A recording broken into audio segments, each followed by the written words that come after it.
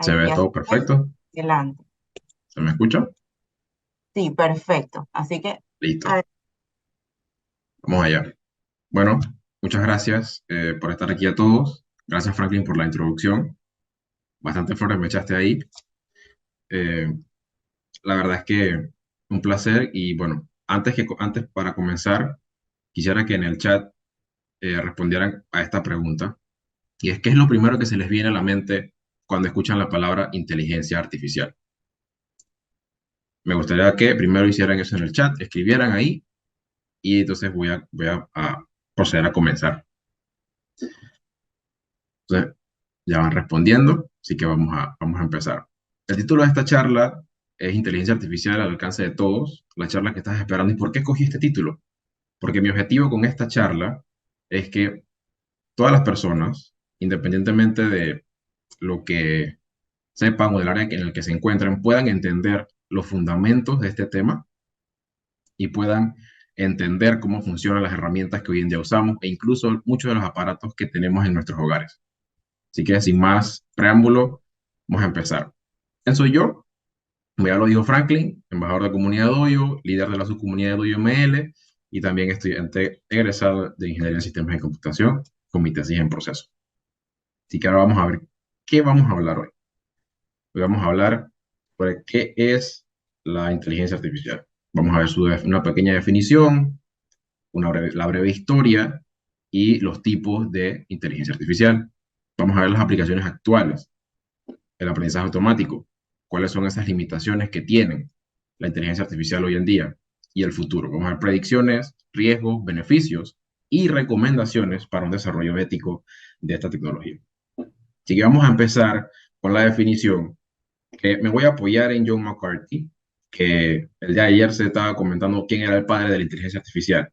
Bueno, para mí, personalmente, es John McCarthy quien acuñó este término y él define la inteligencia artificial como la ciencia y la ingeniería de crear máquinas inteligentes, específicamente programas por computadora. Sin embargo, a pesar de esta definición que me gusta mucho, hay una definición que da la UNESCO y es un poco más dinámica y al ser tan más dinámica evita caer en la obsolescencia a medida que pasa el tiempo, porque hoy en día la tecnología avanza muy rápido. Y esta definición son aquellos sistemas con capacidad de procesar datos de forma similar a un comportamiento inteligente. Y a mi criterio, creo que vamos a quedarnos con esta definición por el resto de la presentación. Entonces, una vez que ya tenemos o sabemos qué es la inteligencia artificial, vamos a pasar a conocer un poco de historia. ¿Sí? Y vamos a empezar en la década de los 50 y los 60. Y en 1956, en una conferencia en la Universidad de Dartmouth, se estableció oficialmente la inteligencia artificial como un campo de la informática.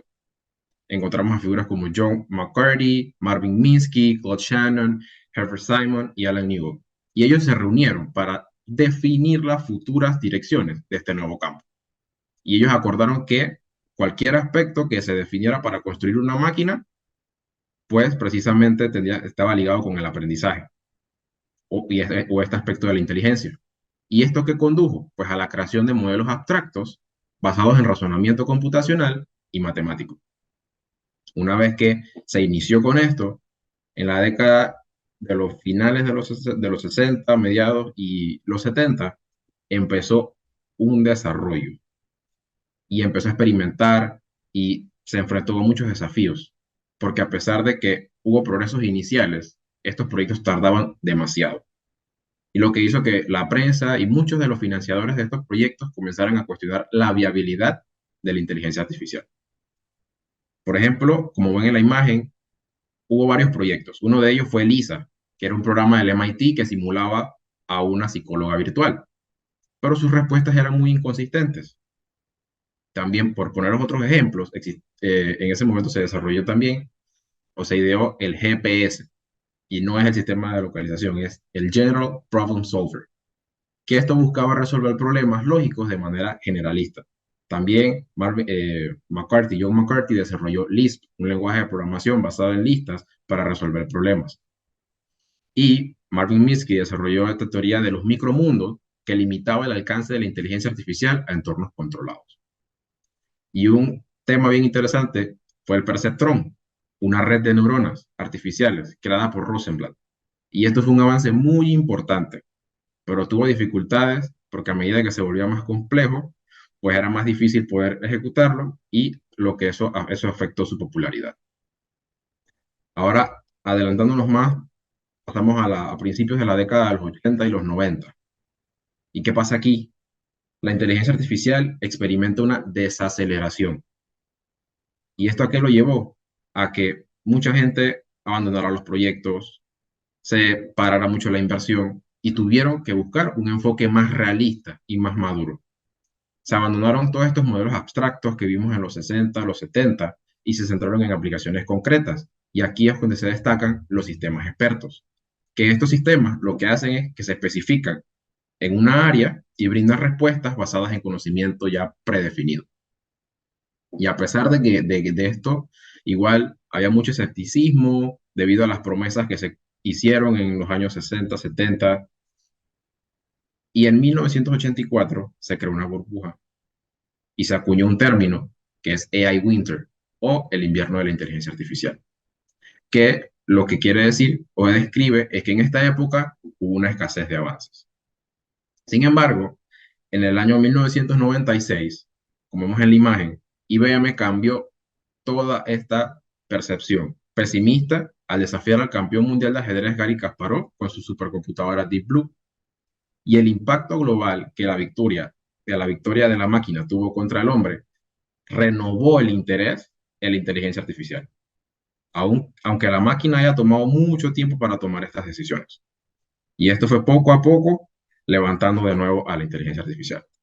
Ahora, en la década de los 2000 para acá, avanza gradualmente la inteligencia artificial, pero agarrado de la mano de los robots, de la robótica. Honda, la marca Honda, pues en su momento desarrolló un robot llamado Asimo que ayudaba a las personas con movilidad reducida. Sin embargo, al ser bastante costoso su producción, pues se detuvo pues la producción, ¿no? Otros robots son el robot perro de Sony, Aibo, que en su momento hubo propaganda sobre ese robot. Y avanzando más, en 2004 se desarrolló un challenge, un desafío, DARPA. Y este desafío consistía en que un coche autónomo, que las universidades de Estados Unidos desarrollaron un coche autónomo capaz de circular por el desierto, unas 12 millas. Y esto generó un interés en la conducción autónoma y la visión artificial. Empezaron a salir temas, computación distribuida, múltiples procesadores, se mejoró la escalabilidad de los sistemas de inteligencia artificial. ¿Y esto qué logró? Revivir esas investigaciones previamente detenidas, por ejemplo, como las redes de neuronas, los algoritmos de búsqueda y el reconocimiento de voz e imagen. Y a partir del 2010, 2008, 2009, 2010, la inteligencia artificial se expandió a las empresas con Machine Learning. Google fue uno de los pioneros al implementar el reconocimiento de voz por allá por el 2007. Y esto lo que hizo fue que explotara aún más este agua. En 2015, el Deep Learning, una técnica inspirada en las redes neuronales más poderosas, ganó popularidad porque AlphaGo de DeepMind derrotó al campeón mundial de Go. ¿Y esto qué hizo? Que todo ese enfoque académico que había en Deep Learning transformara de manera digital a las empresas a través de estas tecnologías. Así que ahora que ya vimos un poquito de lo que es la historia, de cómo fue evolucionando, de las altas y bajas que tuvo la inteligencia artificial a través de los años y que ahora está con nosotros para quedarse, vamos a ver cuáles son los tipos que existen. Y encontré esta imagen que me pareció muy interesante. Y el dibujito de la izquierda, quizá la de la izquierda, seríamos nosotros como humanos. El de la derecha sería la inteligencia artificial. Y siento yo que describe muy bien lo que vamos a explicar. La inteligencia artificial, o la primera etapa, es la inteligencia artificial estrecha, o por decirlo así, específica. Y estos son sistemas que solo pueden realizar tareas específicas para las que fueron diseñados. ¿Sí? Que nosotros tenemos, por decirlo así, dominio de ella. Ellas tienen un alcance limitado y no pueden transferir lo que aprenden a otras tareas. En la charla anterior, en la segunda etapa, se mencionó algo de inteligencia artificial general. Y estos sí son sistemas más avanzados, que ellos pueden aprender y pueden desempeñarse en distintas tareas, al igual que nosotros los humanos. Nosotros aprendemos sobre un dominio, pero podemos transferir ese conocimiento a otro dominio. Pero esto, pues, aún es un tanto hipotético. Y la otra, o la última, que ya es la superinteligencia artificial, serían estos sistemas ampliamente capaces de manera cognitiva y que superarían nuestras habilidades de manera creativa, en conocimiento general y en la resolución de problemas. Ahora vamos a ver ejemplos de cada uno de estos tipos o estas etapas. Primero vamos a ver los ejemplos de la IA estrecha.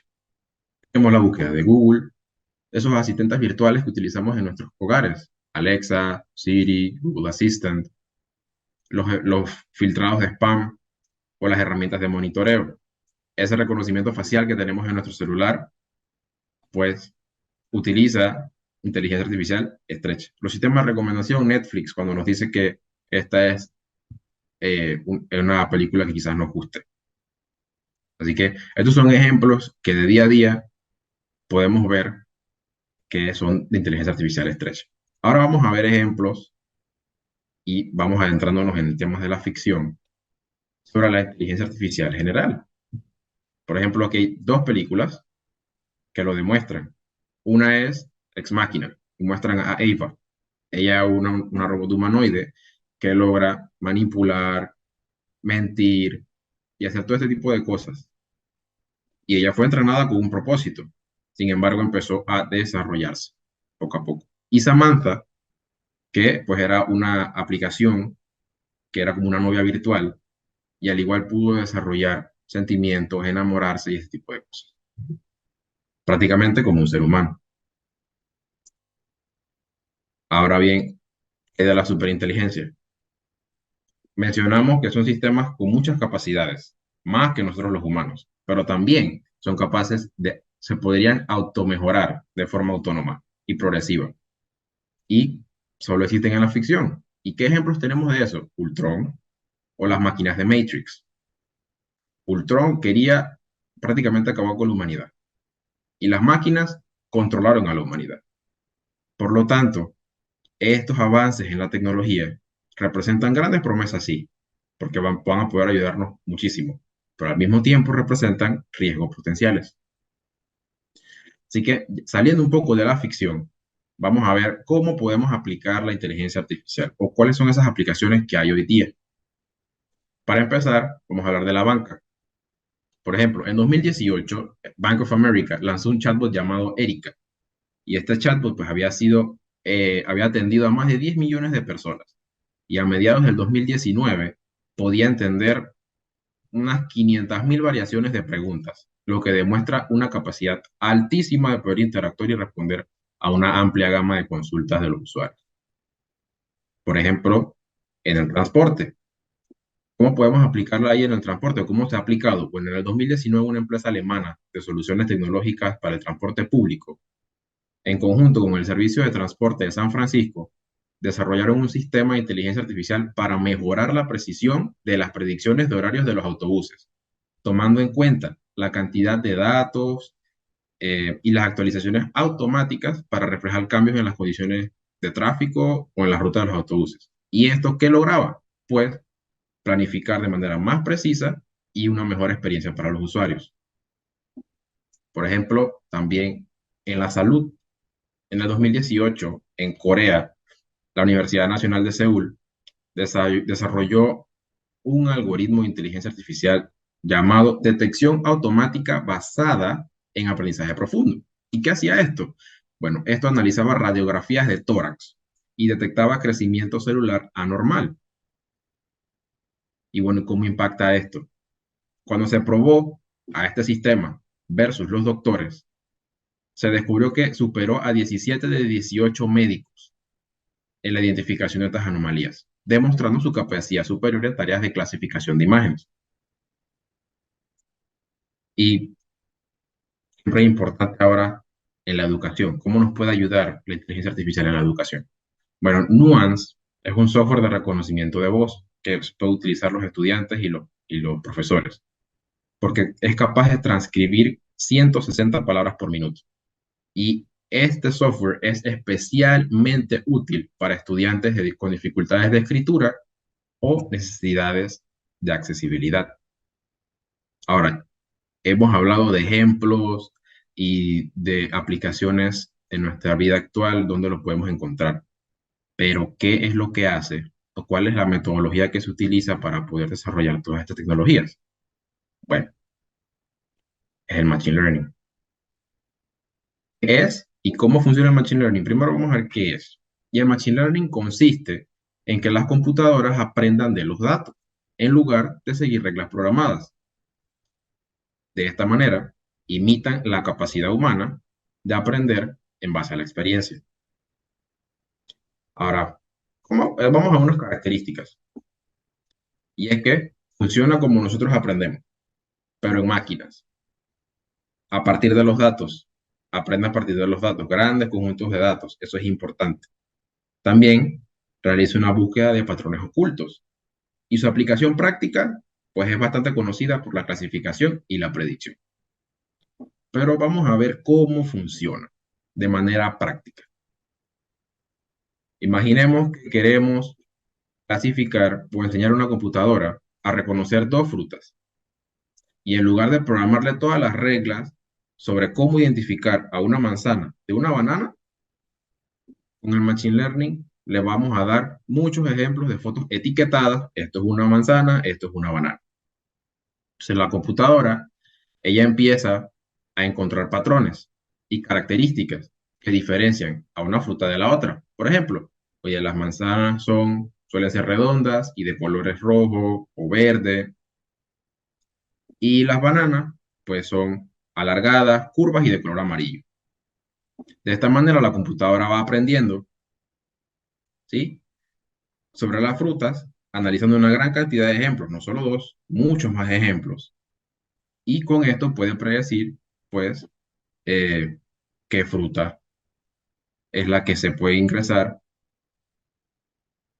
después. Por ejemplo, aprendiendo a reconocer. Le vamos a ingresar ahora, le vamos a preguntar, oye, ¿esta fruta cuál es? Entonces, cuando ya hemos realizado el modelo, pues, cuando le mostramos una nueva foto de una fruta, la computadora va a poder predecir de qué fruta se trata, gracias a todo lo que aprendió. Entonces, así es como funciona el Machine Learning en esencia. La computadora aprende de muchos ejemplos en lugar de seguir reglas programadas manualmente. Sin embargo, pues estos sistemas a veces no son muy efectivos. Y entonces, ¿cuáles serán esas limitaciones? Bueno, vamos a verlas. Una limitación que existe es la comprensión del contexto. ¿Sí? Es muy importante para el público en general saber que estos sistemas entienden el lenguaje humano y no entienden el lenguaje humano y las situaciones, pues de la misma manera que lo podemos hacer nosotros como personas. Muchos nos hemos encontrado en situaciones que le escribimos a los chatbots y muchos piensan que le va a responder igual que una persona, pero no es así. ¿Y esto qué causa? Pues frustración y confusión en muchos de los usuarios de estos sistemas. Otra limitación de la inteligencia artificial es el sesgo algorítmico. La preocupación sobre el sesgo en los sistemas de inteligencia artificial es un tema de importancia ahorita creciente y desde hace ratito, porque el público en general quiere que las decisiones sean tomadas por sistemas y que éstas sean justas y equitativas. Y la presencia de sesgos en los datos que son utilizados para entrenar los modelos puede ser perjudicial. Por ejemplo, en la Universidad de Berkeley se desarrolló una investigación en por qué se le había negado a 1.8 millones de aplicantes a préstamos. Resulta que estos aplicantes eran de latinos o negros. Una vez que este algoritmo se le quitaron las características de raza, todos los préstamos fueron aprobados, ya que estas personas contaban con el score crediticio perfecto y con la capacidad de poder aplicar esos préstamos. Entonces vemos que el sesgo algoritmo es un problema latente y que nos va a acompañar por un buen tiempo. Otras limitaciones más que tenemos es la vulnerabilidad a la manipulación. Los sistemas de inteligencia artificial pueden ser manipulados por actores maliciosos. Por ejemplo, existe el envenenamiento de adversarios. ¿Y esto qué hace? Pues esto daña los reconocimientos de las imágenes. Si tenemos un modelo que funciona perfecto y detecta esto es una manzana, esto es una banana, pero le metemos una imagen infectada y puede arruinar el rendimiento de nuestro modelo completamente. Y esto tiene implicaciones pues en la seguridad de la información y la toma de decisiones basadas en inteligencia artificial. Y otro limitante muy importante es la falta de ética y las emociones. Debemos recordar que estos son sistemas computarizados, no humanos. Por más que pensemos que lo son, de la manera en la que nos responden, no lo son. Y a veces dejarle a estos sistemas tomar decisiones éticas o comprender las emociones humanas, pues es bastante peligroso. Por ejemplo, en temas como la atención médica, donde la empatía y el juicio son fundamentales, es un problema o es una limitante que tienen estos sistemas. Ahora bien, ¿qué predicciones hay para el futuro? Con todo este avance se ha realizado desde el año pasado, desde hace un año prácticamente, desde noviembre de 2022, que salió ChatGPT y explotó todo. Bueno, la IA va a redefinir la manera en que las empresas van a interactuar con los clientes. Estos chatbots comunes que vemos ahora, pues próximamente estarán mucho más optimizados y utilizando tecnología GPT. Entonces, su adopción plantea desafíos éticos. Y a medida que la inteligencia artificial se va integrando a las empresas, se van a tener que abordar más todavía los temas sobre los sesgos, la transparencia del uso de los datos y las prácticas éticas para garantizar éxito y mantener la competitividad de las empresas. También la inteligencia artificial en la atención médica va a impulsar mucho el desarrollo de los fármacos y la medicina personalizada. ¿Pero cómo? Bueno, aplicando el aprendizaje automático, se puede agilizar mucho los procesos regulatorios y responder preguntas basadas en datos. ¿Y esto cómo puede ayudar a los médicos? Los puede ayudar a poder realizar tratamientos mucho más rápido y tomar decisiones más precisas a nivel individual. Más predicciones. La IA generativa va a seguir aumentando. Eso empezó hace un año. DALI, ChatGPT, esto revolucionó tanto el diseño gráfico como las interacciones con los chatbots. Se crearon imágenes mucho más detalladas a partir de texto y habían habilidades avanzadas en redacción, codificación y demás aplicaciones. Ahora bien, estos modelos pues han llegado ya a tener capacidades multimodales. ¿Y esto qué sugiere? Pues nuevas oportunidades comerciales y también laborales, oportunidades laborales innovadoras. Por ejemplo, Artificial Intelligence Engineer. Este es un puesto que recientemente se ha creado, por ejemplo, Legal Prompt Engineer.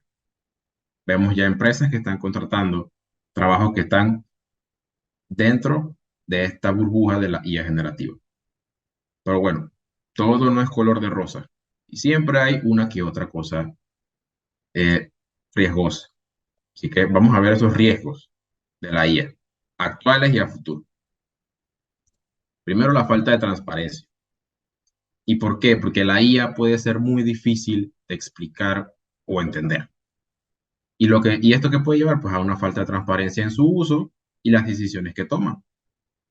Muchos lo ven como una caja negra, pero más que nada tenemos que ver todos estos modelos prácticamente como una caja de cristal. Los que los desarrollan tienen que saber qué hicieron, cómo funciona y por qué toman las decisiones que toman. Y obviamente rendir cuenta al respecto. También los prejuicios y la discriminación. La IA puede perpetuar y amplificar estos temas ya que se basa en datos históricos que pueden reflejar sesgos. Un ejemplo es el de Amazon hace ya un par de años con los currículums que había un filtrado y filtró a todos los hombres y las mujeres que aplicaron quedaron en otro lugar. Entonces, vemos que si nos basamos en datos históricos, pues hay que cuidar mucho ese tema. Otro riesgo es la preocupación por la privacidad, porque la inteligencia artificial se puede usar para recopilar y analizar grandes cantidades de datos personales. Y lo que plantea, pues, es una preocupación sobre la privacidad y la seguridad de la información. Y otro tema muy latente es estos dilemas éticos. Por ejemplo, la responsabilidad por tomar decisiones tomadas por sistemas autónomos o la creación de armas autónomas. Y la imagen que se muestra es muy explicativa al respecto. Pero bueno, aparte de ya saliendo un poco de lo, digamos, feíto de la inteligencia artificial, vamos a ver los beneficios que nos trae. Y un tema muy importante, que lo recalco de nuevo, es la salud, porque con la inteligencia artificial se pueden desarrollar nuevos medicamentos y tratamientos para enfermedades. Se pueden diagnosticar enfermedades con mayor precisión y rapidez. Y se puede entonces también proporcionar atención médica personalizada a cada persona. En el campo de la educación, personalizar el aprendizaje de los estudiantes, proporcionar retroalimentación en tiempo real, ayudar a los estudiantes a aprender de manera más efectiva. En el campo de la seguridad, detectar amenazas más rápido, modelos que puedan detectar esto mucho más rápido con diferentes técnicas, prevenir accidentes, proteger a las personas de la delincuencia a través de cámaras eh, con visión artificial. Y en el campo de la sostenibilidad, ¿cómo se puede utilizar la inteligencia artificial? Optimizando el uso de recursos, desarrollando nuevas tecnologías limpias y reduciendo el impacto ambiental. Ahora, recomendaciones para un desarrollo ético de la IA. Y esto me basé en un paper de la UNESCO, que ellos tienen 10 principios, pero yo quise agarrar los 5 que en lo personal me parecen más importantes.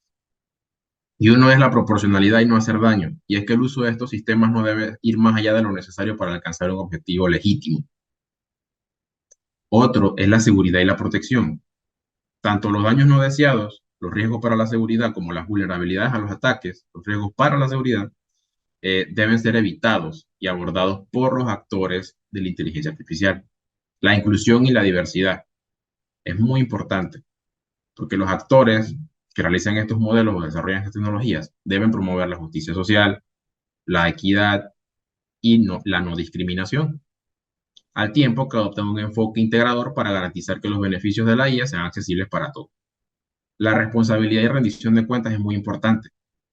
Estos sistemas deben ser auditables y trazables. Deben existir mecanismos de supervisión, evaluación de impacto, auditoría, todo esto para poder evitar conflictos con las normas de los derechos humanos y las amenazas al bienestar medioambiental. Y por último, la transparencia e interpretabilidad. Y es que el despliegue ético de estos sistemas de IA depende de su transparencia y su interpretabilidad.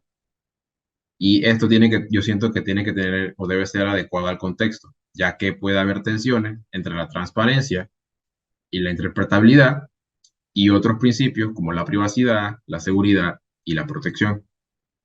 Así que ya para concluir, o por decirlo así, resumir un poco todo esto que hemos conversado, a qué podemos llegar.